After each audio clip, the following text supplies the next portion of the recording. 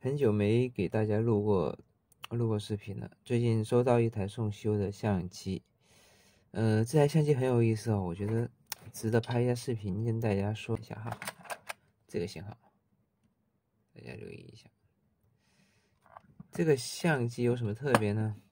它是一台自动曝光，带那个快门优先自动曝光的一台相机。它的那个曝光结构非常有意思，它是全机械结构的，但是它可以实现自动曝光。它是通过测光带动一根很小很小的东西，我不知道自己看不看得到。这个先放一下。这里把灯绕过来一下。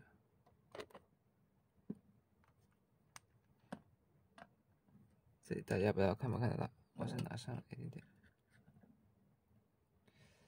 这里有一条很小的铁丝，不知道大家能不能看到？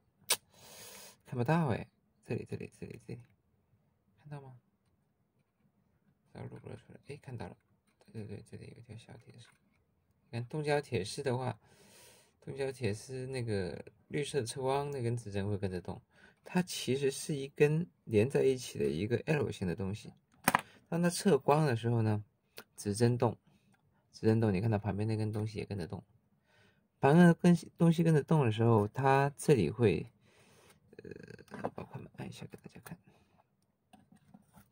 调回到 A 档。它这里会出现一个机构，会跟着动，在里面看不清哎。反正呢，它跟那个禄来一台很奇怪的相机叫做 Magic， 不知道大家认不认识？分了出了2代，它也是一个全机械结构，通过硒的测光表能够实现自动测光。这东西它也是一个同样的，应该用了禄来的那种设计方式。它这边里面有一个阶梯式的那个齿轮。哎呀，这里看不到哎，东西。这个角度能看到一点点，看到没有？它这个齿轮的作用是什么呢？就是当它这根指针啊出现在这个地方的时候，看到没有？它就会根据它的测光来定位这根指针，然后当快门出发的时候，它就会跳到相应的快门速度。但是你手动的时候呢，这个东西会打过来，看见没有？打过来以后呢，它这边就不出发了，所以就能够曝光。但这台相机很搞笑哦，你如果没有电池的时候，你开到去 A 档，然后你再开回来普通档，快门会卡死。它这里面有一个东西，用这台相机一定要注意，有一个东西会跑出来以后会顶死在这里，你快门就触发不了了。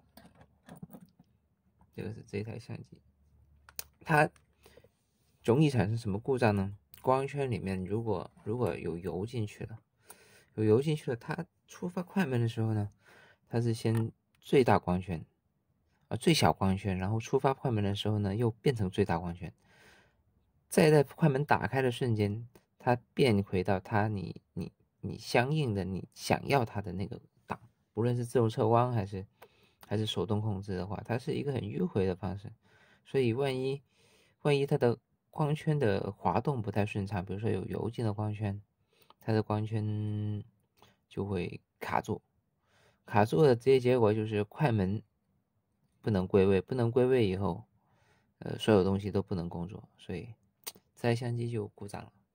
但是它不可否认是一个怎么说呢，在机械年代一个很了不起的设计吧。我觉得这个设计应该是禄来开创的吧。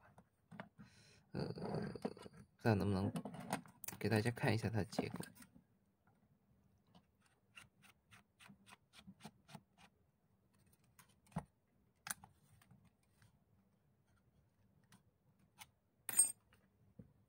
它这里，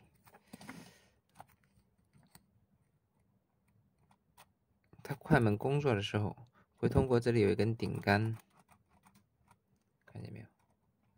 通过有一根顶杆去控制它的快门。那个啥，我把调回到 A 档。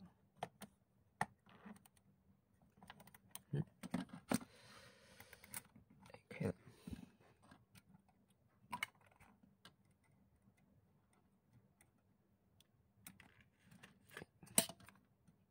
这里按住，要不它会跳出来。你看，它这里快门按下去的时候，它会把这个东西顶起来。这个里面就是那个锯齿状的东西，它会顶起来以后，顶到适当的位置，这边才可以触发快门。那这台机的还有一个很大的特点呢，如果大家想维修的话，一定不要在这里拆下去。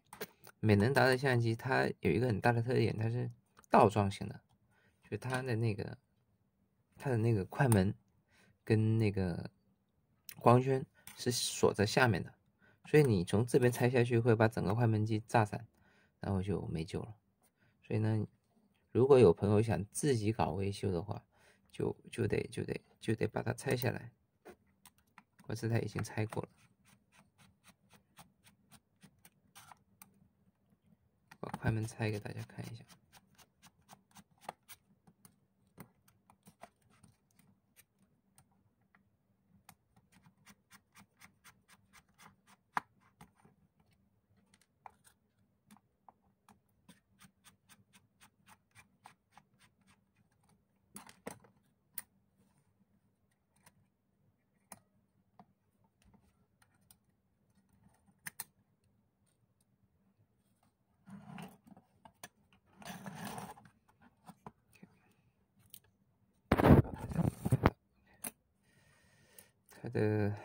它的光圈是这样子的。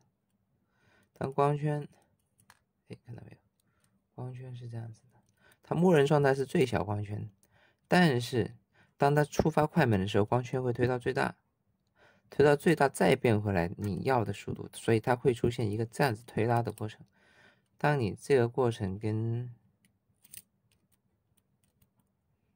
这个快门速度如果是不同步的话，变小了，也不知道大家能不能看到，再来一次。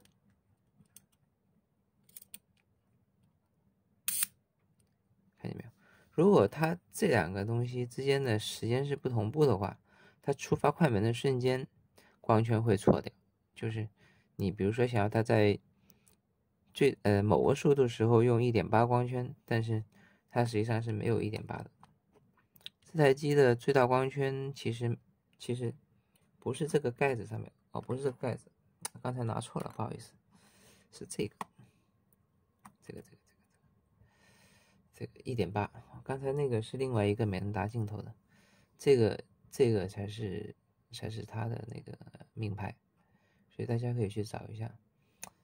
镜头应该蛮牛逼的吧？应该是11.8，我觉得在这个等级上面的镜头可以跟它 PK 的不多。佳能有一个是11.7 QL17 3代。但是我觉得设计没这个东西有意思啊，这个东西是全机械结构。我个人觉得全机械结构的相机是蛮值得收藏的。它通过触发快门的时候，这个东西会，不好意思啊，它通过触发快门的时候，通过这个东西去控制光圈，然后再通过这个东西去触发快门，所以这台相机我觉得还是蛮值得拥有的，设计各方面还是蛮匠心独运的。就说这么多吧。唠唠叨叨的，可能还得装回去，待会儿，好吧，就先不说了。